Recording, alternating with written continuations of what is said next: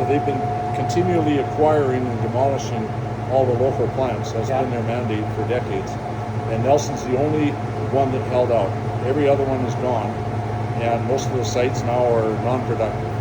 But what their idea was deliver from some big centralized producers, automated. They didn't want people generating power in all the different communities. But at one time, every community in BC pretty much was electricity self-sufficient. And now they've centralized all the control of that. So if you want to look at something really super diabolical, Google Earth the Kootenay River between Brilliant or Castlegar and Nelson. And you'll see a whole sequence of power plants that go on there. Some of them go back to being developed in the early 1900s, late 1890s. But I think the oldest working ones now are from probably in the 1920s. But those were built by West Kootenay Power, which Fortis owns now, and the City of Nelson plant.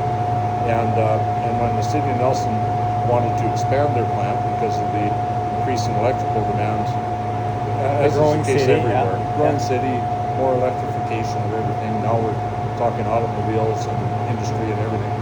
So they wanted to do that, and BC Hydro said, no, you can't. And City of Nelson said, well, wait a minute. We've been producing power here for a century. This is ours, and we want to expand it. So BC Hydro said, well, take us to court. And of course, BC Hydro has such deep pockets that they can spend unlimited amounts of money on legal suits.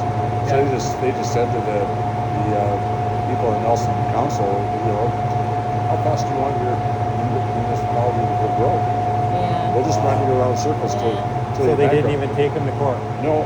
So they built, and this is what you'll see on Google Earth. You'll see the river. You'll see this whole sequence of power plants, and then you'll see a canal built all the way around all of them, right up to just above the uppermost one, which is called the Coral Inn, and that's where the intake is. And so BC Hydro diverts water in a big canal now around the other power plants, and has their own power plant down there.